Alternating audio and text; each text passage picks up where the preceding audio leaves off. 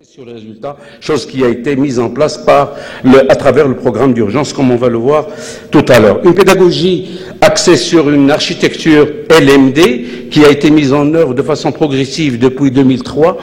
pour le L, depuis 2006 pour le M et depuis 2008 pour le D, avec des diplômes orientés vers le monde du travail, une plus forte professionnalisation comme on va le voir, une participation active des universités au grand chantier de dynamisation pour former le capital humain dont ont besoin ces différents chantiers, et formation tout au long de la vie. C'est quelque chose qui est en train de prendre une place assez importante. C'est la formation continue qui est développée, mais il y a toute la formation par alternance et par apprentissage qui est en train d'être développée, et l'appropriation de la culture de l'évaluation et assurance qualité, chose qui n'existait pas auparavant. Maintenant, tout le monde accepte au niveau des établissements universitaires qu'ils soient évalués. C'est la concrétisation de tout cela a été faite avec le programme d'urgence qui a été élaboré depuis 2008 et mis en place depuis 2009 pour la période 2009-2012, avec, je dirais, la contractualisation de 17 contrats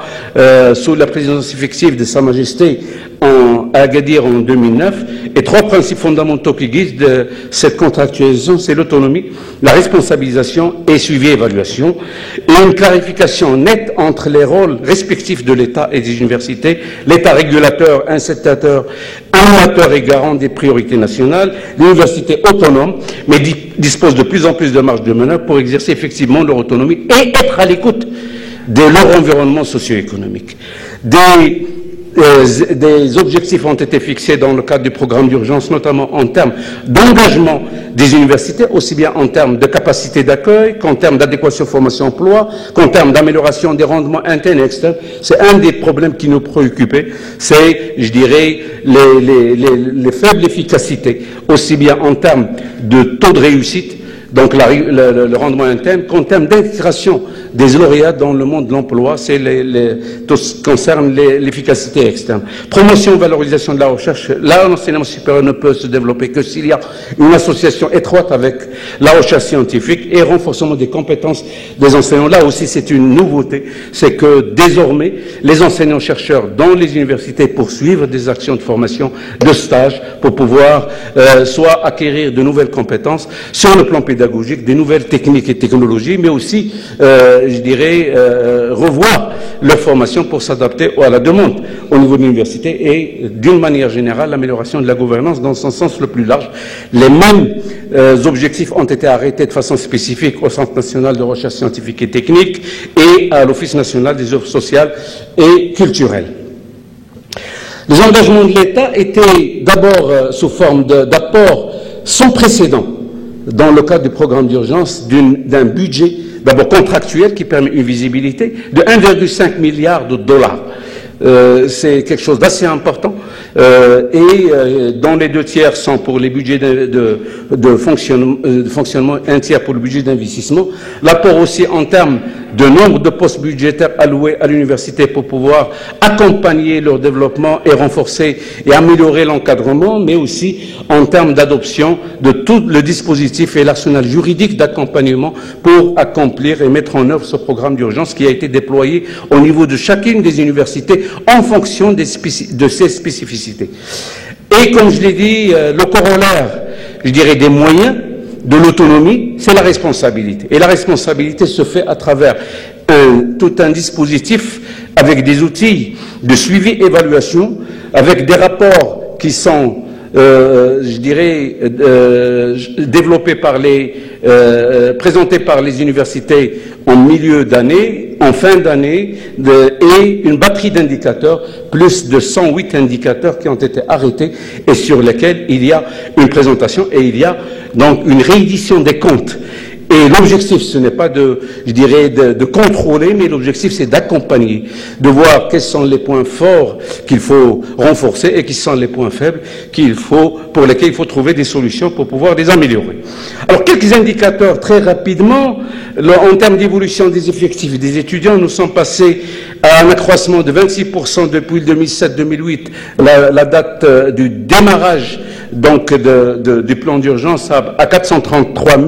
étudiants, comme je l'ai dit auparavant. Comme je l'ai dit aussi, le programme d'urgence vise à chercher une meilleure adéquation, à améliorer les performances aussi bien internes et externes. Et pour cela, en plus de l'arsenal et de l'architecture pédagogique, il y a une amélioration d'orientation de la professionnalisation au sein des établissements accès ouvert. Et c'est dans ce sens que vous voyez que nous avons amélioré le nombre de licences de 98%, le nombre de licences professionnelles, et le nombre de masters spécialisés de près de 90% aussi. Ça veut dire qu'il y a une très forte orientation pour pouvoir former, même au sein des universités, au métier, à l'initiation d'intégration pour les premiers métiers du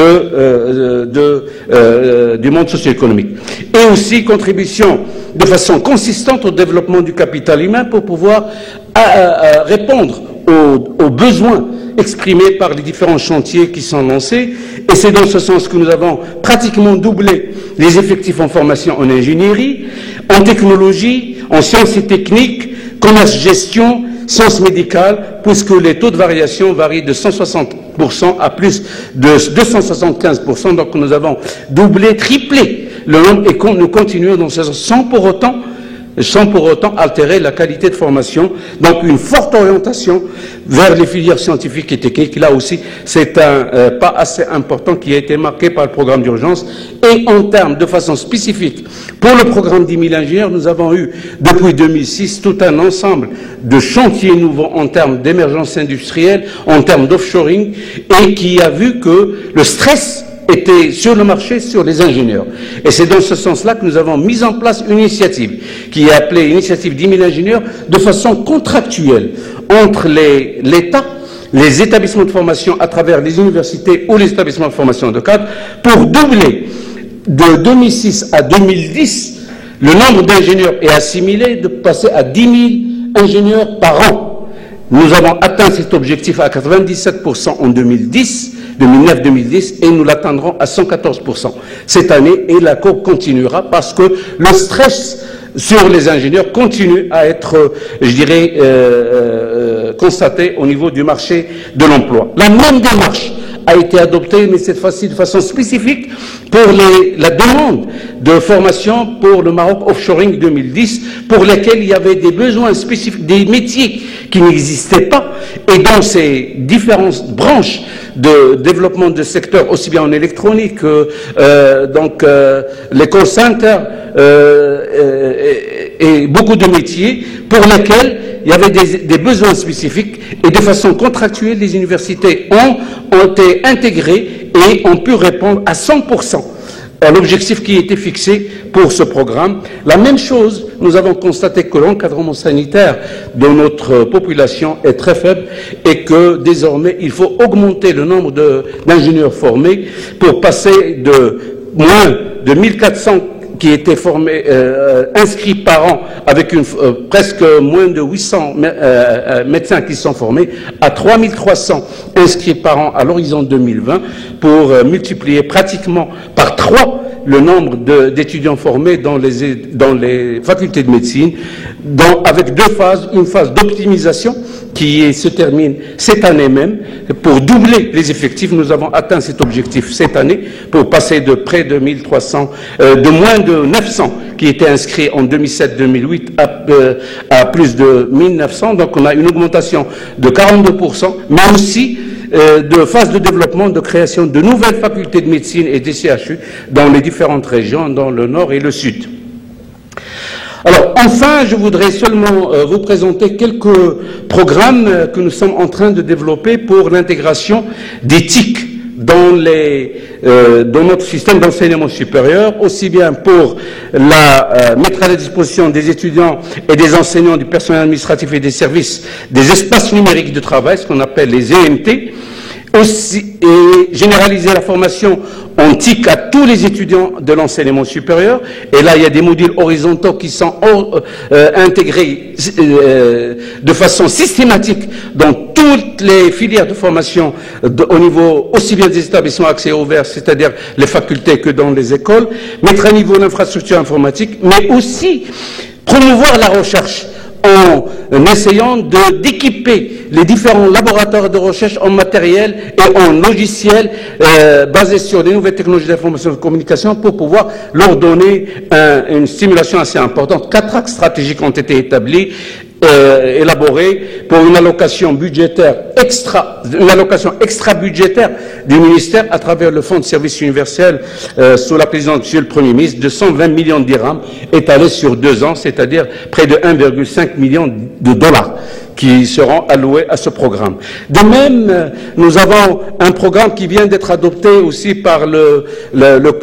conseil d'administration de ce fonds de service universel, le programme projet NetU,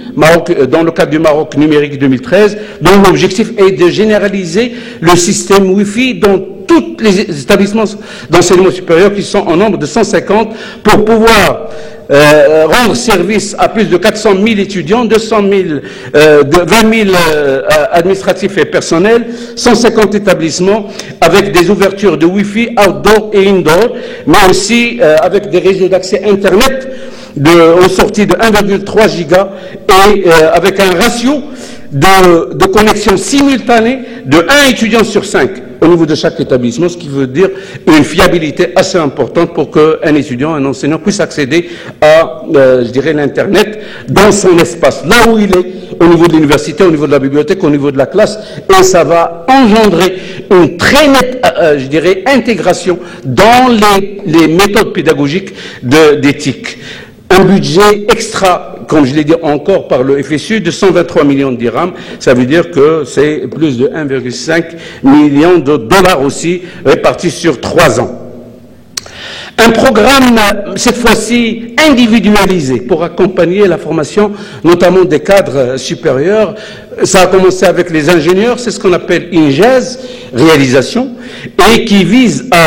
dans le programme INGES, vise à doter les étudiants dans ces formations d'un package constitué d'une unité, un portable, c'est-à-dire un ordinateur portable, un modem 3G et un abonnement à Internet pendant 1 année au moins. Tout cela subventionné par l'État à hauteur de 85% et plafonné à 3 600 dirhams. Je peux vous assurer que le bilan est plus que positif. 17 000 étudiants ont été éligibles pendant la première année, 13 000 dans la deuxième année, mais vu le succès de ce programme, il a été décidé de le généraliser à tous les étudiants master, quelle que soit leur filière de formation, à tous les étudiants doctorants, et nous allons multiplier ce chiffre par 3 pour l'année prochaine pour passer de moins de 15 000 à 45 000 étudiants qui seront bénéficiaires de ces actions. Ajoutez à cela l'ensemble de dispositifs de renforcement des connexions Wi-Fi au niveau des établissements, on peut dire qu'on va stimuler réellement l'usage et l'appropriation des nouvelles technologies et de communication à tous les niveaux. On peut dire en conclusion, que bien du chemin a été accompli, aussi bien sur le plan de la réforme pédagogique, sur le plan de l'autonomie de l'université qui a été désormais et de plus en plus renforcée par le programme d'urgence. La contractualisation État-université opérationnalisée et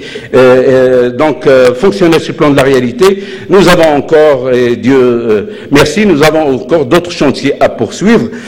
aussi bien pour suivre le flux ascendant des bacheliers qui arrivent aux universités. Cette année, nous allons connaître encore une fois au moins une augmentation de 30% de nouveaux bacheliers qui vont arriver à l'université. L'adaptation continue de l'offre universitaire à la demande sociale et économique. Le renforcement de l'intégration. L'université ne peut pas se développer si elle n'est pas ouverte sur son environnement de proximité, sur son environnement régional et sur l'environnement international, avec la nécessité de s'ouvrir davantage sur les expériences et expertises des récentes pôles universitaires compétitifs au niveau international, les plans campus en France, en Espagne et ailleurs. Et enfin, la coopération sud-sud, coopération universitaire reste de mise et reste un chantier assez important. Et avec cela, je vous remercie pour votre attention.